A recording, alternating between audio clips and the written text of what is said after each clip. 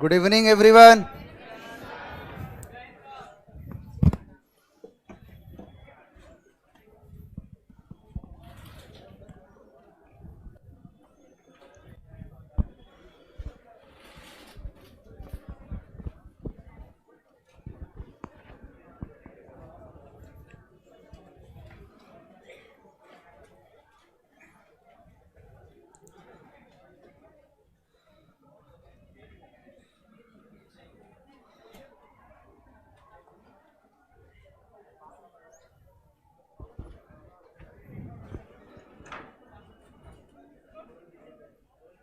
एक बात बताओ, अगर सैटरडे संडे को 6 घंटे की क्लास लगा दूं तो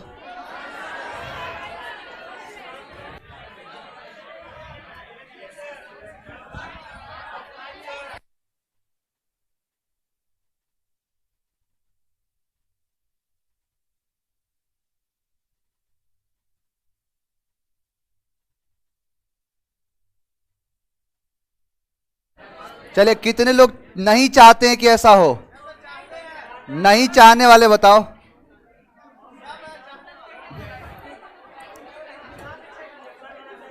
देखो, क्योंकि क्या है ना कि लगभग जो सिलेबस है वो कंप्लीट हो चुका है, लेकिन उस सिलेबस के पढ़ने का फायदा तभी है जब आप उनसे रिलेटेड 1000-2000 क्वेश्चन की प्रैक्टिस करो। और एक बात बताओ, देखो टाइम देख रहे हो, अब इसी के अकॉर्डिंग टाइम मिलता है 40, 45, 50 मिनट के आसपास। अब उसमें क्या होता है कि जितनी चीजें मैं कोशिश करता हूं कि ज्यादा ज्यादा चीजें दे पाऊं। बहुत सारी चीजें जैसे आते ही शुरू हो जाता हूं चीजों को पढ़ाने पे, खत्म करता हूं तो अचानक से ही, तो मैं कोशिश करता हूं कि हर मिनट को यूटिलाइज कराऊं। लेकिन फिर भी अब जैसे जितना मैं चाहता हूं उतना मुझे खुद सेटिस्फैक्शन नहीं हो रहा है। आप लोगों को कहां से होगा? मुझे खुद नहीं हो रहा है कि इतना लास्ट के समय अगर इतना ना दूं तो फिर पूरा पढ़ाने का कोई मतलब ही नहीं रहा। तो चलिए कल एक बार निष्कर्ष कर लेते हैं। अगर ऐसा होता है तो फिर सैटरडे संडे को 6-6 घंटे क्लास लगा देंगे, जिसमें लगभग 1000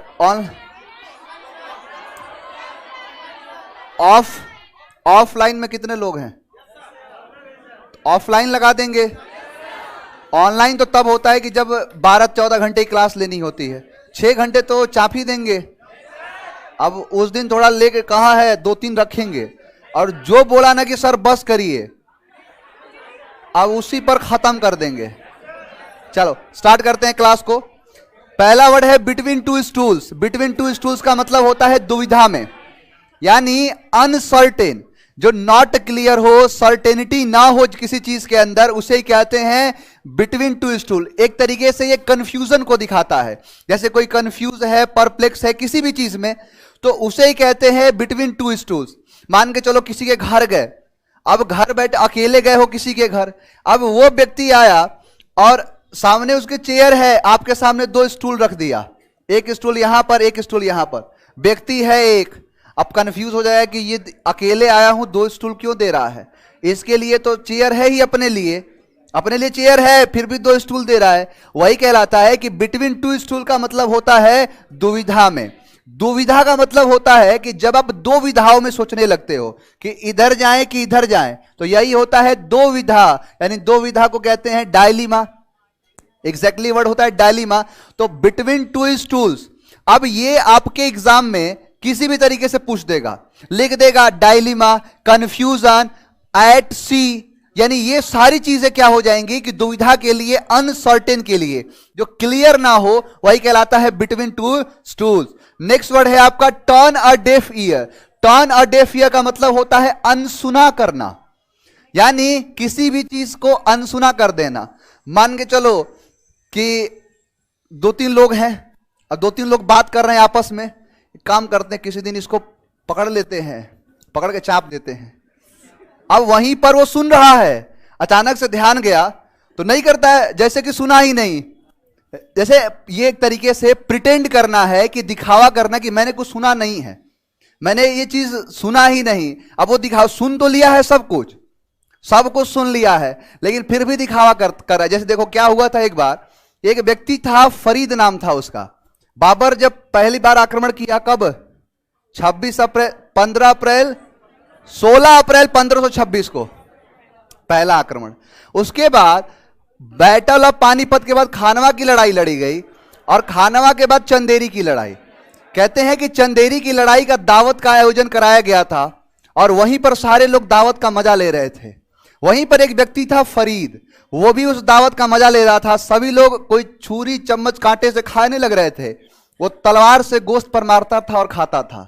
तलवार से मारा फिर खाया। बाबर ने जब ये चीज देखा तो बोला कि इसके चाल चलन मुझे ठीक नहीं लग रहे हैं। उसने अपने प्रिय पुत्र हुमायूं से कहा कि इस गुस्ताख पर नजर रखना, ये मुझे ऐसा क्यों लगता है कि मुगल सल्तनत के लिए सबसे बड़ा खतरा है ये। और वहीं पर यह बात सुन रहा था फरीद।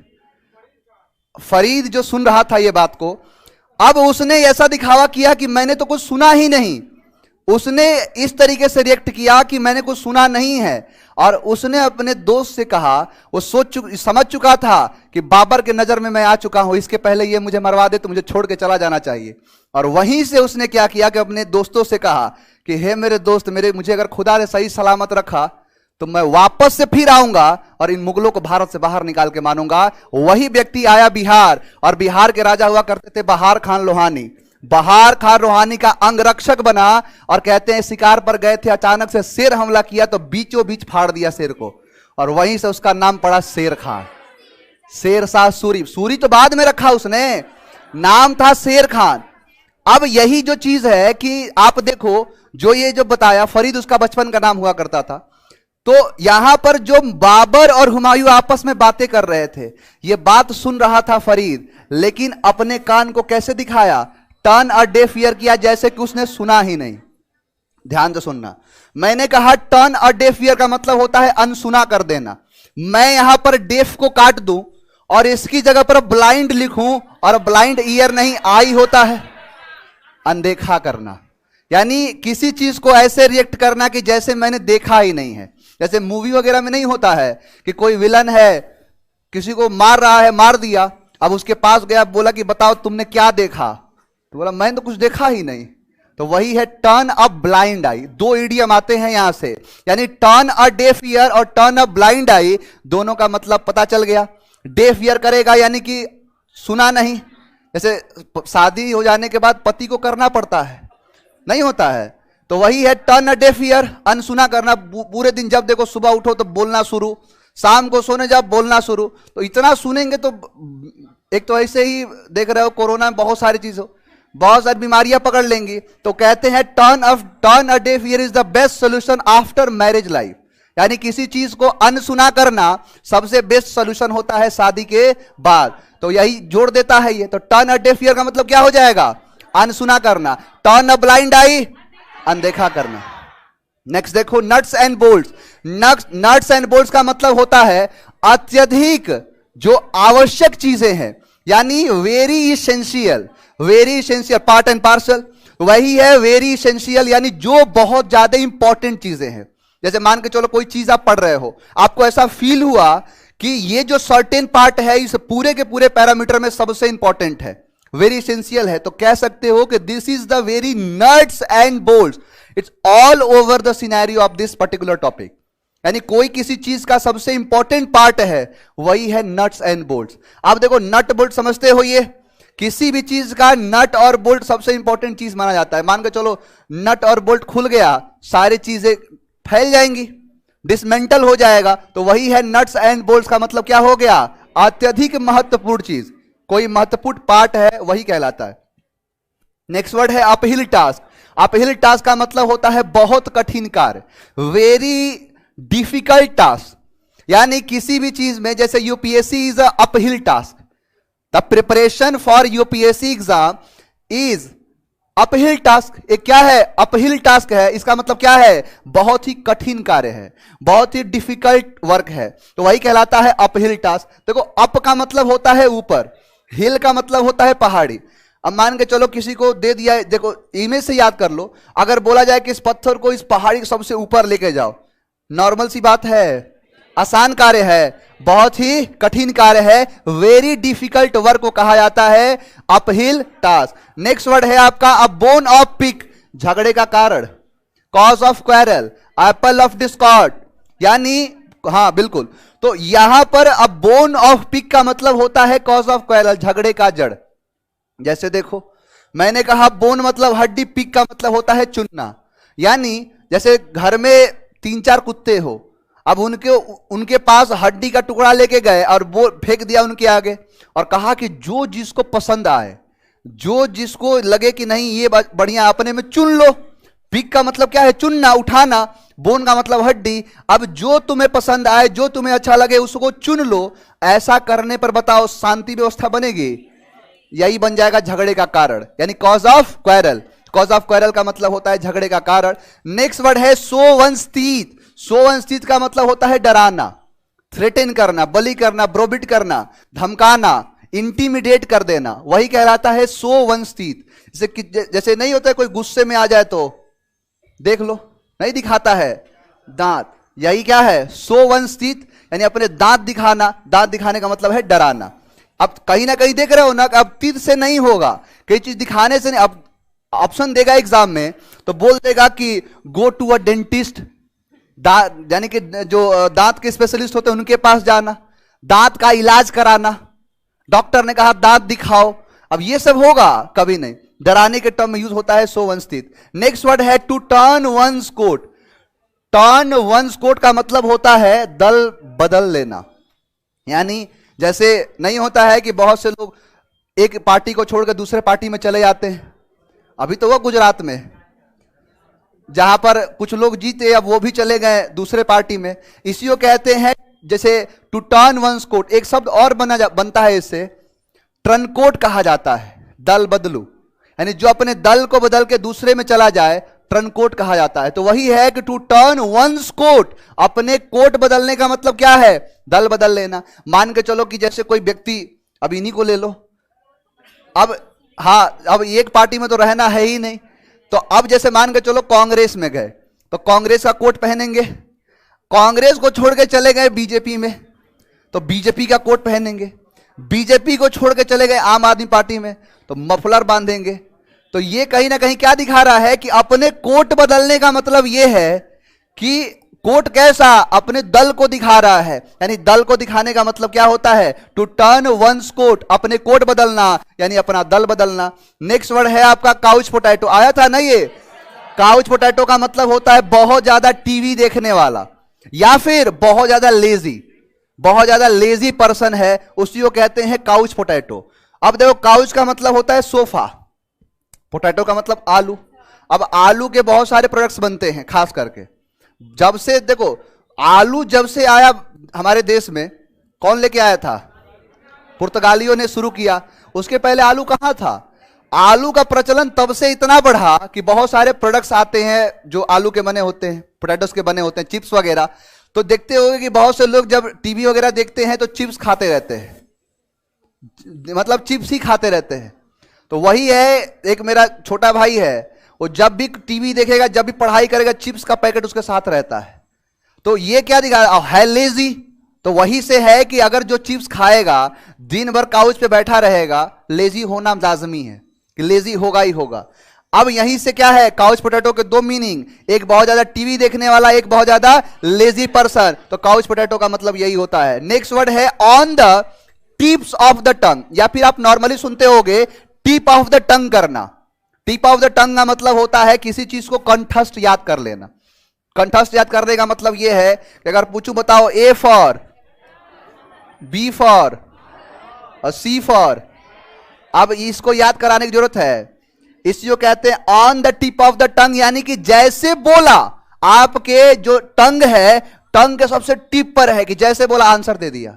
जैसे कुछ पूछा आंसर 2+2, अब दिमाग का सहारा लिया, यानी जबान की नोक पर है, वही कहलाता है on the tips of one's tongue. यानी टिप ऑफ द टंग कहो, on the tips of the tongue करो, सबका मतलब क्या है? जबान का, यानी एकदम तुरंत, इंस्टेंट रिएक्शन किसी भी चीज का, या फिर शार्प मेमोरी। देखो इसका अब यूज देखना पड़ेगा, कैसे पूछ रहा है। अब ये यूज आप देख पाओगे जब क्वेश्चन देखोगे, कैसे इसमें यूज पूछ लिया। अब ये हो जाएगा, शार्प मेमोरी में भी आ जाएगा, इंस्टेंट आंसर में आ जाएगा, किसी को इंस्टेंट आंसर कर देना। नेक्स्ट देखो, नेक्स्ट है एक आउट। एक आउट का मतलब होता है जैसे तैसे गुजारा करना, यानी जैसे तैसे। एक बड़ा शब्द, फेमस शब्द होता है हैंड टू माउथ, सुने हो? हैंड टू माउथ सुने हो?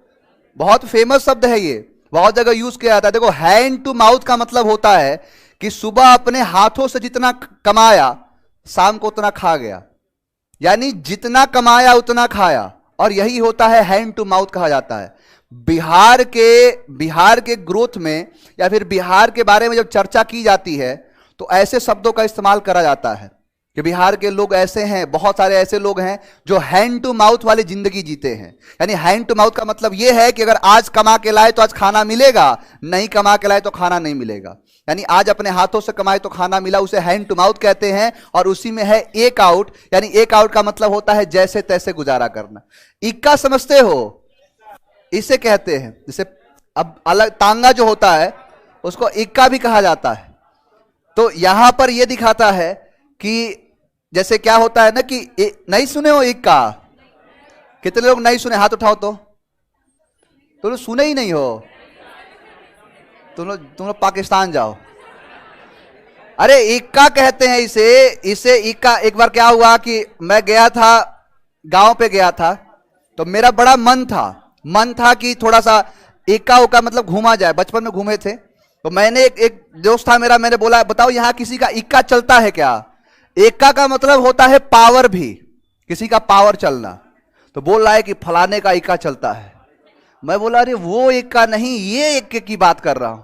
तब उसको समझ, काट कहते हैं इसे, तांगा बहुत अलग अलग शब्द है इनके।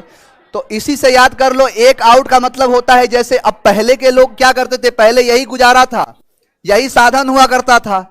अब धीरे धीरे जैसे इंडस्ट्रियलाइजेशन हुआ, गाड़ियां होने लगी, गाड़ियों के साथ साथ बहुत सारी चीजें ऐसी हो गई, स्कूटी हो गई, अब उसके बाद मतलब कार भी होने लगा, इलेक्ट्रिक चीजें भी आने लगी।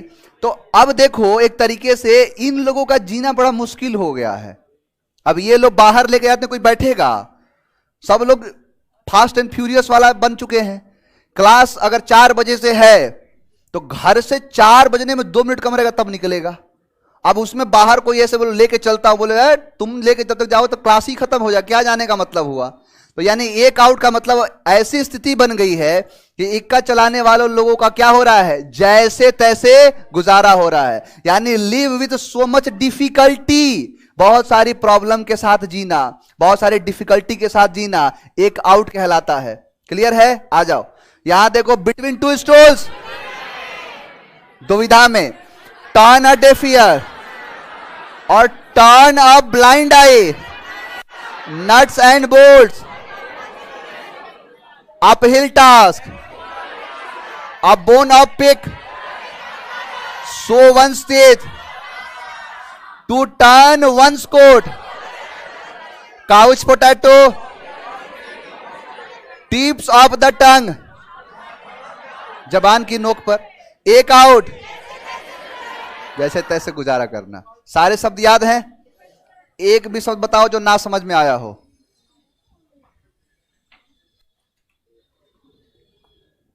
चलिए आगे बढ़े। अब देखो यहां तक तो कोई दिक्कत नहीं है।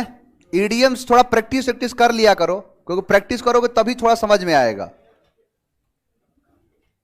चलिए आ जाओ प्रैक्टिस करते हैं।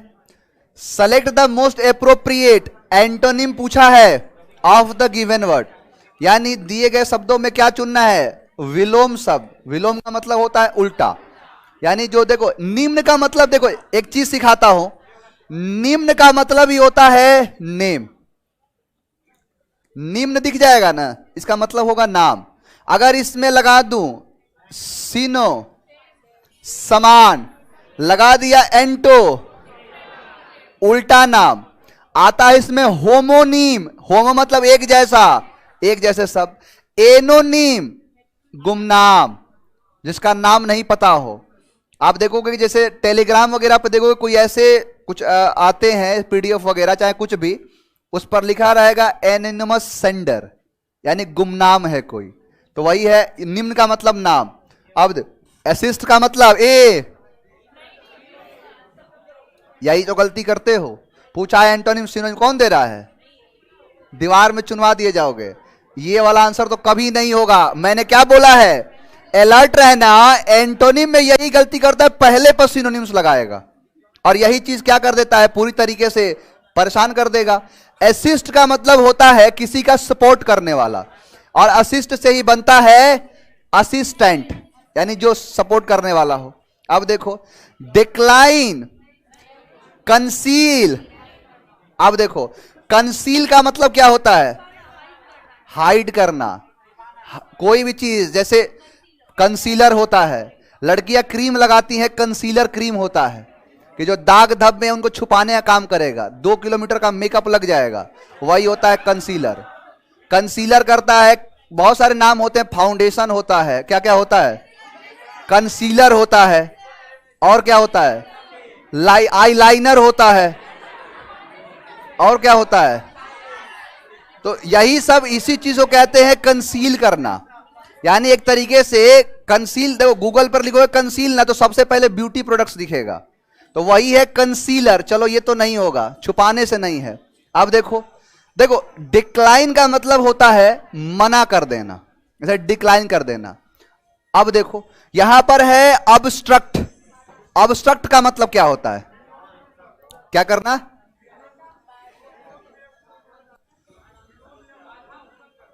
विरोध, अबस्ट्रक्शन आता है। आपने सुना होगा कि किसी चीज में रुकावट आ जाए, एक बढ़िया शब्द आता है इसका, स्नैग। स्नैग का मतलब ही होता है रुकावट। बैरिकेड कर देना, रोक देना, बैरियर कर देना।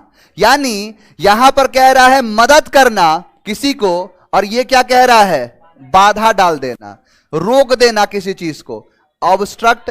डिक्लाइन तो पता ही है, डिक्लाइन मतलब ये देखो, डिक्लाइन का मतलब तो लेट जाना होता है, या फिर किसी चीज को मना कर देना, डिनाई कर देना। आगे बढ़ो। The present what I by for you yesterday was very expensive. Grammatical error बताओ। ए में कितने लोग हैं? बी में, सी में और डी में। बाकी लोग किस में हो? एक बात बताओ, यहां कह रहा है कि द प्रेजेंट, यानी कोई भी चीज होता है, इसे प्रेजेंटेशन नहीं बनता है।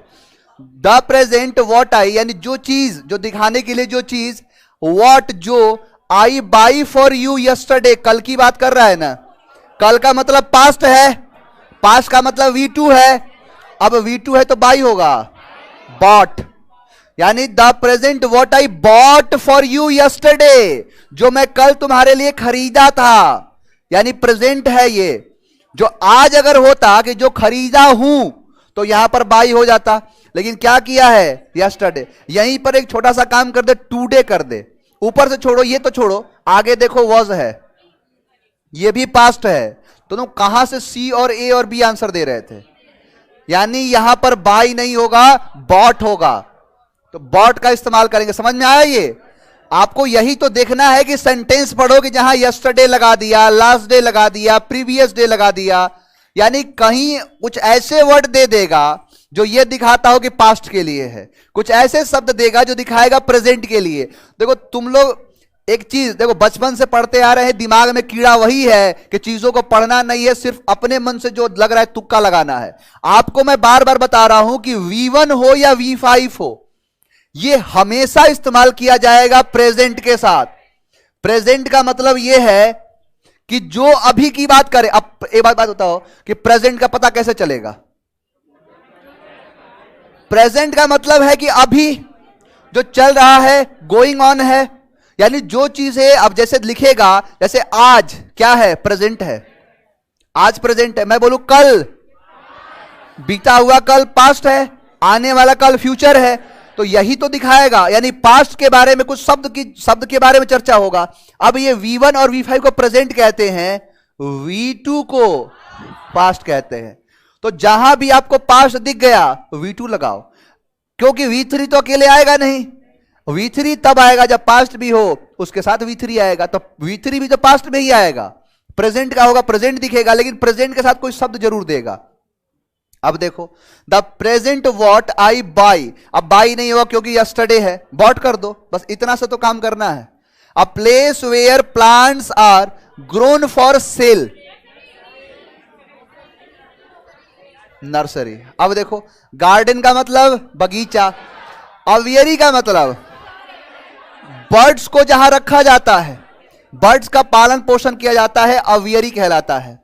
यार्ड एक छोटा मोटा एरिया, आंगन टाइप सा, आंगन जैसे घर के बाहर जो एरिया होता है ना उसे यार्ड कहते हैं। या फिर दूरी नापने के लिए भी आता है, 30 यार्ड्स। गोल्फ वगैरह देखोगे ना तो उसमें यार्ड में दिखाएगा।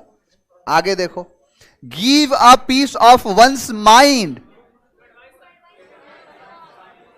अब देखो, एडवाइस समथिंग, दिमाग का एक टुकड़ा देना। जैसे बताया तो एक क्लास में कराया जा चुका है।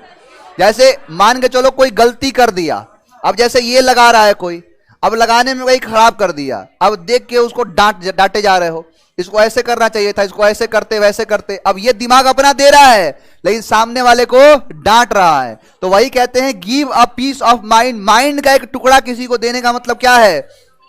टू रिब्यूक समवन स्ट्रांगली, यानी किसी को दबा के डांटना, बढ़िया से डांट देना, वही कहलाता है give a piece of mind. Industrious, diligent, ये भी देख लो, ये एंटोनिम पूछा है। अब देखो, इंडस्ट्रियस का मतलब होता है मेहनती। आगे आएगा, इंडस्ट्री में काम करने वाले इंडस्ट्रियस होते हैं, मेहनती होते हैं। अब देखो, ड्यूरेबल का मतलब होता है टिकाऊ, यानी जो चीज टिकाऊ हो। यानी इसका अगर एंटोनिम करना होगा तो चाइना कर देना। यानी ड्यूरेबल मतलब टिकाऊ और चाइना का मतलब टिकाऊ ना हो, तो इसका उल्टा है कि नहीं? चलो ये हटा दो। कॉशियस का मतलब होता है सतर्क, सचेत, सावधान। किसी चीज से जब आप कॉशियस होते हो यानी सचेत रहते हो, बचे रहते हो, उसे कहते हैं कॉशियस। डिलीजेंट क्या है? सिनोनिम है इसका, मेहनती है। लेथार्जिक का मतलब होता है आलसी, आलसी है, यानी काउच पोटैटो है। इसे बहुत सारे शब्द आते हैं। लेथार्जिक होता है, लेसिट्यूड होता है, स्यूपाइन होता है, डोल्ड्रम होता है, लिस्टलेस होता है, सबका मतलब होता है आलसी। नेक्स्ट वर्ड है इनकरेक्टली, इनकरेक्टली स्पेल्ड। चलो नोट कर लो,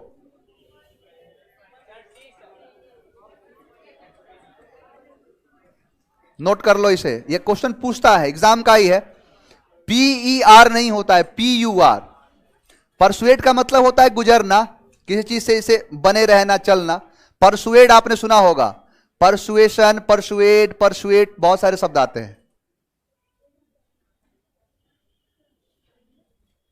China father of corona, corona का केस फिर से बढ़ने लगा।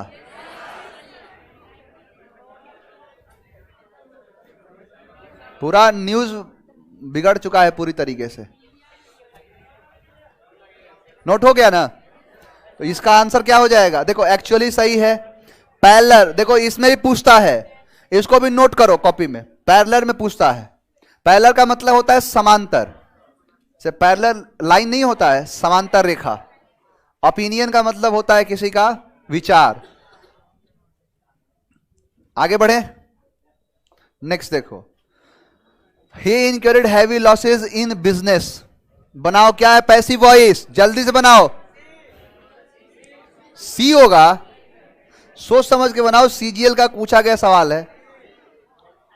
अब देखो यहां पर किया है इनकरेड, इनकरेड V2 है, V2 है तो वॉज वर चाहिए, तो वॉज इसमें नहीं है, इसमें नहीं है, वॉज है, वर है, लॉसेस प्लूरल है तो वॉज नहीं होगा, ऑप्शन नंबर सी। यानी वॉज वर ही तो चाहिए, लेकिन यहां देखो वॉज भी सही है, वर भी सही है, लेकिन अब सब्जेक्ट के हिसाब से आएगा। हैवी लॉसेस प्लूरल है तो प्लूरल के लिए वॉज नहीं होगा, अल्टीमेट आंसर सी है। आगे बढ़ो, putting, putting to death painlessly to end suffering. चलो इसको थोड़े अलग तरीके से देखो, लिखा है अलग तरीके से, लेकिन इसका पूरा मैं बताता हूं। यह कहना चाहता है कि मर्सी किलिंग समझते हो? मर्सी किलिंग का मतलब होता है कि मर्सी पिटीशन तो दूसरी चीज हो गई, वो तो दया के लिए है कि मुझे पिटीशन किया गया कि मुझे छोड़ दिया जाए। देखो जैसे क्या होता है ना कि जैसे कोई ऐसा व्यक्ति है जिसको एक ऐसा रोग हो गया जो रोग कभी सही नहीं होगा, और इनक्यूरेबल डिजीज कहा जाता है जिसे, कि जिसे इनक्यूरेबल डिजीज हो गया, वो व्यक्ति उसे सफर कर रहा है और उसका मरना तय है, लेकिन अभी दर्द में है, पीड़ा में है। तो इसके लिए क्या चाहता है ना कि मुझे, जैसे नहीं होता है कि जैसे कोई व्यक्ति है तड़प रहा है, अब लग रहा है कि नहीं एक दो दिन में मरेगा ही मरेगा, लेकिन नहीं होता है कि उसको देख के लगता है यार इससे बेहतर तो मौत आ जाती इसको। उसी को कहते हैं इच्छा मृत्यु। पहले भारत में इच्छा मृत्यु होता था। आर्टिकल 21 में, आर्टिकल 21 है freedom of life, supreme court ने बैन लगा दिया इसी पर। अब ये तब वायरल हुआ था, ये तब चर्चा में आया था कि जैसे जैनिज्म के बारे में पढ़े होंगे, कहते हैं कि जैनिज्म है, बुद्धिज्म है, ये हमें मोक्ष की प्राप्ति का मार्ग दिखाते हैं। मोक्ष की प्राप्ति का मतलब है कि जैसे मोक्ष का मतलब होता है कि ऐसे जन्म लिया मर गया, फिर जन्म लिया फिर मर गया, तो जन्म से और मृत्यु से मोक्ष मिल जाना मोक्ष की प्राप्ति होती है। बुद्धिज्म में कहा गया कि आप अपने डिजायर का त्याग कर दो, इच्छाओं का त्याग करने से आपको मोक्ष मिल जाएगा, ना रहेगी इच्छा, ना लेंगे फिर से जन्म लेंगे, तो मिल गया। जैनिज्म ने ठीक उल्टा किया। उन्होंने क्या कहा कि अपने आत्मा को इतना तड़पा दो, इतना मार दो इसे कि कतरा जाए, डर हो जाए। जैसे नहीं पुलिस क्या करती है, किसी को इतना मार देती है कि दोबारा चोरी करने की हिम्मत नहीं बचेगी। वही काम किया जैनिज्म ने। जैनिज्म ने क्या किया कि कहा कि अपने आप को इतना तड़पा दो कि दोबारा से फिर मतलब जो आत्मा है किसी शरीर में प्रवेश ना करे, मिल गया मोक्ष। मोक्ष का मतलब यही तो है कि दोबारा से जन्म ना लेना। अब ये जो बात हुई उसी के लिए संलेखना या संथारा विधि बनाया गया, बनाना संलेखना विधि। अब संलेखन विधि क्या कहता है कि अपने अंतिम समय में अपने भूख प्यास को त्याग के, यानी कि खाना उना मत खाओ, पानी वानी ना मत पियो, और तड़प के जब प्राण निकलता है तो दोबारा से किसी शरीर में नहीं जाता। जब ये बात सुप्रीम कोर्ट को के पास गया, उसने आर्टिकल 21 के संदर्भ में कह दिया कि ये टोटली अबॉलिशन करता है आर्टिकल 21 का, क्योंकि हमें यानी हमें प्राण एवं दैहिक स्वतंत्रता मिली है, और लगा दिया बैन। और उसी समय लगा दिया इस पर बैन कि ये भी नहीं ले सकते। जैनिज्म वाले उठे, PIL डाल दिए, और उन्होंने कहा कि अगर इस पर पूरी तरीके से प्रतिबंध लगाना, अगर आप ये कह रहे हो कि हमें संलेखना विधि पूरी तरीके से मतलब एवोल्यूशन करता है, विरोध करता है आर्टिकल 21, तो सुप्रीम कोर्ट के द्वारा लिया गया फैसला इस पर बैन कराना आर्टिकल 25 का पूरी तरीके से उल्लंघन करता है। आर्टिकल 25 आपकी धार्मिक स्वतंत्रता, कि एक्चुअली उनका धर्म कहता है कि ऐसा करो, और धर्म को बचाने के लिए वो ऐसा इसकी परवाह नहीं करते हैं। अगर आप इस पर बैन लगाते हैं तो हमारा इस पर भी बैन लग गया। सुप्रीम कोर्ट को मजबूरी में ये बैन हटाना पड़ा, और हटाने के बाद उससे हटा दिया, लेकिन इससे नहीं हटाया। आज भी आप ये देख लो कि भारत में लोग तड़प के मर रहे हैं, लेकिन फिर भी उनको जान से नहीं मारा जा सकता। डॉक्टर ने दे दिया, मार दिया, डॉक्टर पर जान लेने का, मर्डर का चार्ज लग जाएगा। यानी ये वो चीज दिखाता है कि जब ऐसे आप पीड़ा में हो, ऐसे आप तकलीफ में हो जिससे मर जाना बेहतर है, और एक ऐसा रोग है आपको जो कभी सही नहीं होगा, तो यह तरीका दिखाता है कि इसी चीज को कहते हैं मर्सी किलिंग, यानी इच्छा मृत्यु, और उसी को कहा जाता है यूथनेसिया। यूथनेसिया के बारे में पढ़ना, आर्टिकल पढ़ लेना, इस पे आता है, कई बार कॉम्प्रिहेंशन पूछ देता है। एल्ट्रुइज्म का मतलब होता है परोपकारी, जो दूसरों के लिए काम करे। ब्लास्फेम का मतलब पता ही है, ईश्वर के खिलाफ बोलना, धर्म के खिलाफ बोलना, ब्लास्फेमस। जेनोसाइड, जन की हत्या। रेस, कास्ट, ब्रीड, जेंडर, इसके बेसिस पे किसी को मार देना जेनोसाइड कहलाता है। तो ये हो जाएगा यूथनेसिया। देखो EU एक बेहतर शब्द ही है। EU का मतलब जिसमें लग जाएगा, उसका मतलब होता है किसी चीज के लिए अच्छा बोलना। जैसे यूलॉजी सुने होगे, प्रशंसा। जैसे कोई व्यक्ति मर जाता है और मरने के बाद उसके तारीफ में कुछ शब्द बोले जाते हैं, वो यूलॉजी कहा जाता है। यूलॉजी का मतलब होता है प्रशंसा। यूफोनिज्म सुना होगा, यानी जो अच्छे चीजों के बारे में बात करता है, बात करेंगे आगे। I do not see some reasons why my application should be rejected. इस क्वेश्चन का आंसर दो। और कितने लोग एकदम कॉन्फिडेंस के साथ कह सकते हैं कि इसका आंसर मैं ये सही दे रहा हूं? एक ही बच्चा है कोई, और कोई है? बताओ क्या रीजन है? नेगेटिव है तो बहुत बढ़िया तैयारी। मुझे देखो इतने लोग हैं, चैलेंज किया था कि इसमें से आंसर दे दो, 4-5 लोगों ने कहा है। एक क्वेश्चन अच्छे अच्छे लोगों के पल्ले नहीं पड़ता है, आंसर ढूंढ रहे हैं कहां है। और मैंने आपको कराया है सम का और एनी का यूज। सम और एनी में डिफरेंस बताया था ना। सम आता है पॉजिटिव में, एनी आता है नेगेटिव में। आई डू नॉट सी सम नहीं, एनी रीजन। और ये तो आप लोगों ने दिमाग लगा लिया, ऑप्शन को देखिए इंप्रूवमेंट था, मान के चलो कॉमन एरर पूछता तो हालत खराब हो जाती। इसीलिए मुझे ये बहुत प्यारा क्वेश्चन लगा, क्योंकि ऐसे क्वेश्चन बड़ा कम देखने को मिलता है। एसएससी का तो लेवल ही अपने आप में गिर गया है। ये पहले क्वेश्चन आते थे उसके, मतलब एक दो क्वेश्चन ऐसे शिफ्ट का देखा जिसे देखने के बाद दिन बन जाता है।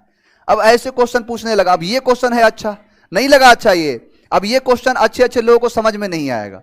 तो क्या हो जाएगा कि I do not see any reason, some reason नहीं एनी। अगर ये होता कि आई सी तो सम हो जाएगा। आगे बढ़े, नेक्स्ट देखो, she is teaching French to children. ध्यान से सुनना, एक बात बताओ, इसमें तो कुछ है ही नहीं, दम है इसमें। अरे V4 लगा है, V4 लगा हो तो बीइंग ढूंढते हैं, बीइंग एक जगह है इसलिए ऑप्शन नंबर ए। अगर दो जगह होता सोचते भी, एक ही जगह पूछा है, एक ही जगह बीइंग लगा इसलिए ऑप्शन अल्टीमेटली ए होगा। आगे बढ़ जाएं, नेक्स्ट देखो, असॉल्ट सिनोनिम पूछा है। असॉल्ट का मतलब होता है आक्रमण करना। देखो आक्रमण करने के तीन अंग्रेजी, अटैक, इन्वेड, असॉल्ट। अटैक का मतलब होता है कि जब दोनों सेनाओं को पता हो कि ये मुझे मारेगा, ये मुझे मारेगा, इसीलिए अटैक का इस्तेमाल किया जाता है। इन्वेड का मतलब होता है किसी के घर में घुस के मारना, जैसे उरी वाला कांड हुआ था तो किए थे, घर में घुस के मारे। बाबर भारत में घुस के मारा इब्राहिम लोदी को, इसीलिए आता है बाबर इन्वेडेड इंडिया। यानी इन का मतलब अंदर, तो इनवेड कर देना यानी अंदर की तरफ घुस के मारना, वही कहलाता है इनवेडेड। तो असॉल्ट का मतलब भी होता है, देखो असॉल्ट का मतलब होता है कि जैसे किसी को मारा, सर फोड़ा ही फोड़ा, साथ मोबाइल भी फोड़ दिया, तो वही दिखाता है असॉल्ट। यानी किसी को मारना, साथ साथ में उसके सामान को भी तोड़ ताड़ देना, वही कहलाता है असॉल्ट, यानी क्या हो जाएगा, अटैक। आगे बढ़ो, as a little child she was afraid from darkness. बताओ, ए बी सी डी लिखो कॉपी में। अफ्रेड के साथ फ्रॉम नहीं, ऑफ का इस्तेमाल करते हैं, अफ्रेड ऑफ। अब ये सब प्रैक्टिस से सीखोगे,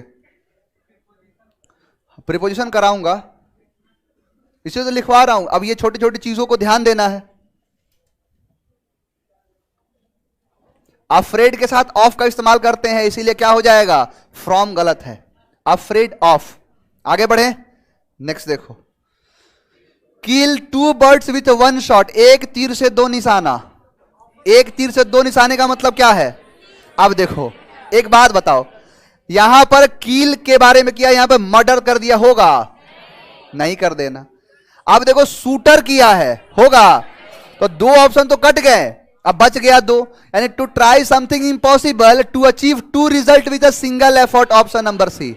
यानी दो ऑप्शन तो काट दिए ना।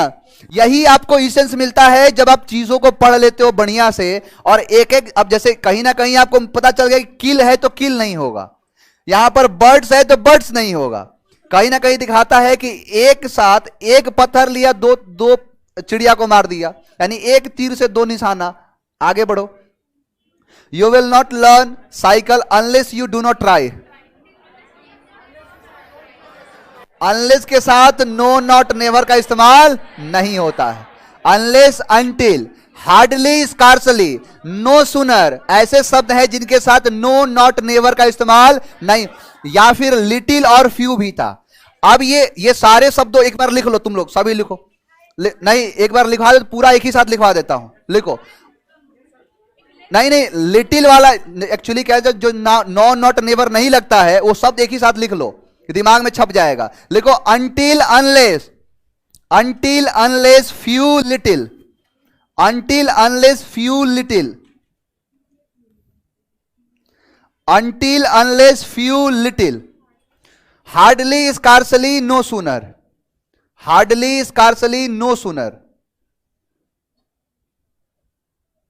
हाँ, ऑनलाइन वाला भी। और क्या तुम लोग शादी में आए हो, आता है जैसे लगता है कि बाराती उराती आया है, सामने प्रोग्राम चल रहा है। तुम लोग नहीं लिखोगे, लिखो तुम लोग भी। ऑनलाइन वालों को बोल रहे हैं, क्या था, तो अनलेस यानी until unless few little, hardly, scarcely, no sooner. अब ऐसे शब्द दिख गए, अब गलती से भी इसके बाद नो, नॉट, नेवर लगा दे, उड़ा देना इसे, किसके साथ नहीं इस्तेमाल किया जाएगा। इसीलिए क्या है, डोंट नहीं होगा तो अनटिल। अब देखो क्या कह रहा है, unless you try you will not learn cycle, यहां अनटिल किया है तो इसको सही करना है। चलो, you will not learn cycle unless you try. अब देखो यहां पर नॉट नहीं लगेगा, नॉट नहीं लगेगा, नॉट इसी से कट गया, जो बचा वो आंसर है।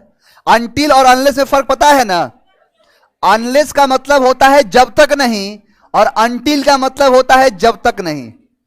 यानी ये दोनों का मतलब जब तक नहीं है, लेकिन अनटिल का मतलब है कि जब कोई आप काम कर रहे हो उसमें कहीं ना कहीं एक टाइम दिख रहा है। जैसे मैंने कहा कि जब तक नहीं पढ़ोगे तब तक पास नहीं करोगे, जब तक नहीं पढ़ोगे आईएएस नहीं बनोगे। तो कितना कितना पढ़ना है, कितने दिन पढ़ना है पता है। अब मान के चलो कोई मेरे से मिलने आया, अब मिलने आया तो बोला कि जब तक क्लास खत्म नहीं करूंगा तब तक नहीं मिलूंगा। इसका मतलब है कि एक टाइम होगा, आधा घंटा, 1 घंटा। तो यहां अब बोल दूं यहां पर अनलेस, अब अनलेस का मतलब दिखाता है कि जहां पर टाइम हो ही ना, जहां पर टाइम नहीं गिवन होता है वहां अनलेस, लेकिन कहीं ना कहीं उसके सेंस से लग जाए कि टाइम है तो टाइम के साथ अनटिल, टाइम ना हो तो अनलेस। आ जाओ, can I go out and play now, narration है ये, कोशिश करो खुद से बनाने का।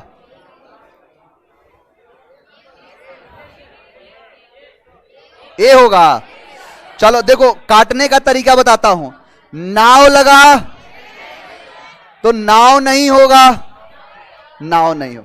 इससे तो 2 ऑप्शन मैं देखा हूं अमूमन, इससे 2 ऑप्शन कट जाता है। अब he asked his mother that, if का होगा, इसीलिए ऑप्शन नंबर ए। नरेशन में तो गलती नहीं होनी चाहिए।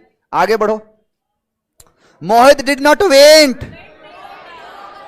डू हो, डज हो, डिड हो, डोंट हो, डजेंट हो, डिडेंट हो, V1 आता है इसलिए वेंट नहीं होगा। इंप्रूवमेंट तो नहीं पूछ दिया ना, तो वेंट होगा। देखो अब यहां पर, अब ये मत सोचना कि ये गलत काटना है, ये सही है, गलत है ये, वेंट, वेंट नहीं होगा, गो होगा, गो टू स्कूल। अब लो यहां पर बनाओ, जम्बल्ड है ये, सी हो जाएगा। सी कैसे होगा, अरे ही किसके लिए आया है,